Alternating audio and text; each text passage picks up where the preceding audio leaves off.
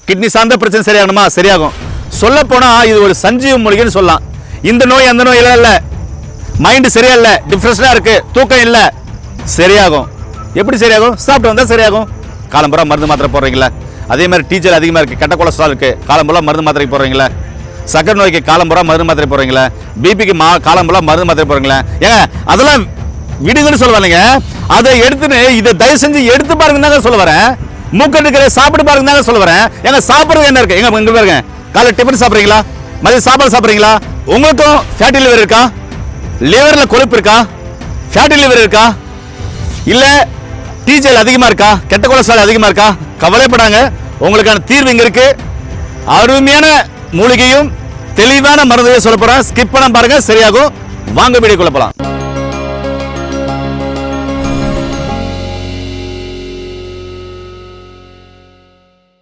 இயற்கையை மருந்து சேனலுடைய மேலும் பல பதிவுகளை தெரிந்து கொள்ள இந்த சேனலை சப்ஸ்கிரைப் செய்யவும், பெல் பட்டனை அழுத்தவும்.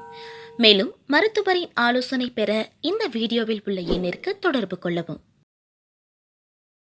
நாம சொல்ற ஒவ்வொரு மூலிகையும் பாத்தீங்கன்னாக்க ரொம்ப ரொம்ப அற்புதமான மூலிகை, நம்முடைய முன்னோர்கள் கடைப்பிடிச்ச மூலிகை.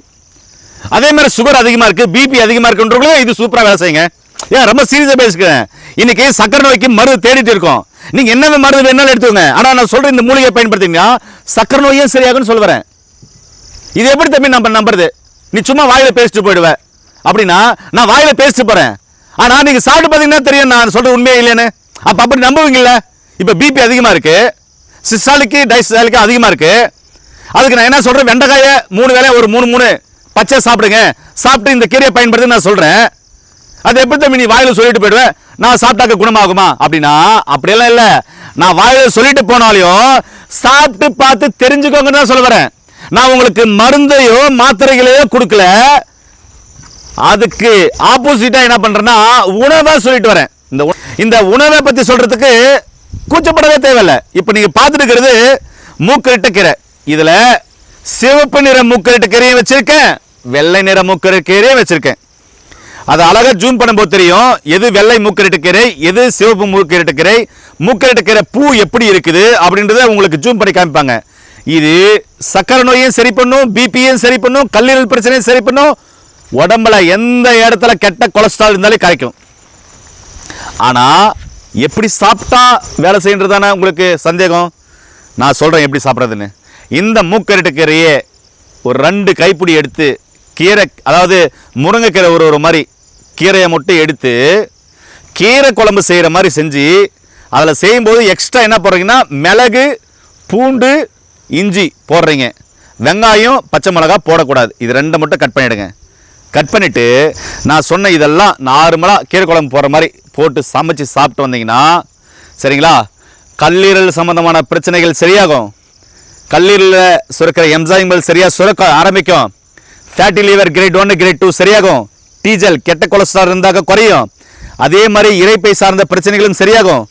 பிபி சிஸ்டாலிக் அதிகமாக இருக்கு, டைஸ்டாலிக் அதிகமாக இருக்கு அப்படின்னாலையும் அதுவும் சரியாகும். அதே மாதிரி பாஸ்டிங் சுகர், சாப்பிட்ட பின்னாடி இருக்கிற சுகர், சாப்பிட்றதுக்கு முன்னாடி இருக்கிற சுகர் எல்லாமே தாறுமாறா இருக்கு அப்படின்னாலும் சரியாகும். அதே மாதிரி உடல்ல இருக்கிற கழிவுகள் எல்லாமே சரியாகும். அதாவது உடல் இருக்கிற கழிவுகள் எல்லாமே வெளியேறி உடல் சரியாகும்னு சொல்ல வரேன். இந்த மூக்கரிட்ட கீரை எப்படி சமைச்சு சாப்பிடணும்னு சொல்லிட்டேன். இது நீங்க கீரை குழம்பாவும் செஞ்சு சாப்பிடலாம், இல்ல கூட்டாவும் செஞ்சு சாப்பிடலாம்.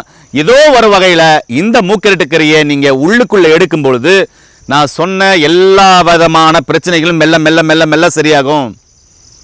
இங்க பாருங்க, காய்ச்சல் வந்தோடனே ஊசி போட்டோடனே சரியாகும்னா சரியாகாது. இது சித்த வைத்திய முறை, தமிழ் மரபு வழி மருத்துவ முறை. அதனால இது மெல்ல மெல்ல தான் சரியாகும். நான் சொன்ன எல்லா பிரச்சனையும் சரியாகணும்னா இந்த மூக்கரிட்ட கீரையை நீங்க ரெகுலரா உங்களுடைய உணவுல எடுக்கும் பொழுது கண்டிப்பா சரியாகுங்க. கிட்னி சார்ந்த பிரச்சனை சரியாகணுமா? சரியாகும். சொல்ல போனா இது ஒரு சஞ்சீவ மூலிகைன்னு சொல்லலாம். இந்த நோய் அந்த நோய் இல்ல, மைண்ட் சரியா இல்ல, டிப்ரெஷனா இருக்கு, தூக்கம் இல்ல, சரியாகும். எப்படி சரியாகும்? சாப்பிட்டு வந்தா சரியாகும். நல்லா புரிஞ்சுக்கோங்க.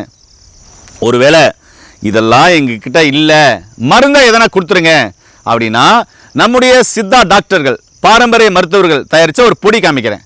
அதை வாங்கி சாப்பிட்டீங்கன்னா இன்னும் சூப்பரா சரியாகும். அமிர்த கசாயம், இதுக்கு பேரே அமிர்தம். அமிர்தம் அப்படின்னாவே உங்களுக்கு என்னன்னு தெரியும். அமிர்த கசாயம் இதில் மூக்கிரட்டைக்கீரை, அதாவது புனர்ணவாசா, உடலை திரும்பவும் சீராய் அமைப்பதனால தான் அது பேரே புனர்ணவாசான்னு சொன்னாங்க. உடலை திருப்பி என்ன பழைய நிலைமையில உடம்பு பழுதாக இருந்தாலும் சரி, டேமேஜ் ஆயிருந்தாலும் சரி, அது திருப்பியும் ரீசைக்கிள் பண்ணி உடம்பை சரி பண்ணுறதுனால தான் இதுக்கு பேர் புனர்ணவாசா கஷாயம், புனர்ணவாசா மூலிகை. இந்த மூலிகை கஷாயம் தான் இது. இது மாதிரி நிறைய மூலிகைகள் போட்டிருக்கு, அதிமதுரம் போட்டிருக்கு, நிறைய மூலிகைகள் போட்டிருக்கு. இது எடுத்துகிட்டு வந்தீங்கன்னா அனைத்து வகையான பிரச்சனைகளும் சரியாகும், மெல்ல மெல்ல சரியாகும். பிரச்சனை பாதிப்பு அதிகமாக இருக்குது அப்படின்னாக்கா இதோடு சேர்த்து ஒரு சில மருந்துகளை வந்து காம்பினேஷனாக கொடுக்கலாம். கொடுக்கும்போது அனைத்து வகையான பிரச்சனைகளும் சரியாங்க. சொல்லதை கேளுங்க.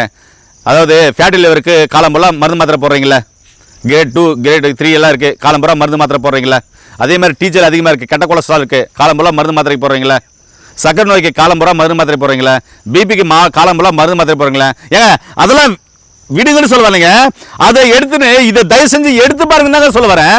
மூக்கட்டுக்கிற சாப்பிட்டு பாருங்க தாங்க சொல்ல வரேன். ஏங்க சாப்பிட்றது என்ன இருக்குது? எங்கே பாருங்க, காலையில் டிஃபன் சாப்பிட்றீங்களா, மதியம் சாப்பாடு சாப்பிட்றீங்களா, நைட் டிஃபன் சாப்பிட்றீங்களா, அதில் குழம்பா ஏதாவது காய்கறி கீரை இது மாதிரி சாப்பிடுவீங்களா, அந்த கீரைக்கு பதிலாக இந்த கீரையை சமைச்சு சாப்பிடுதாங்க சொல்ல வரேன்.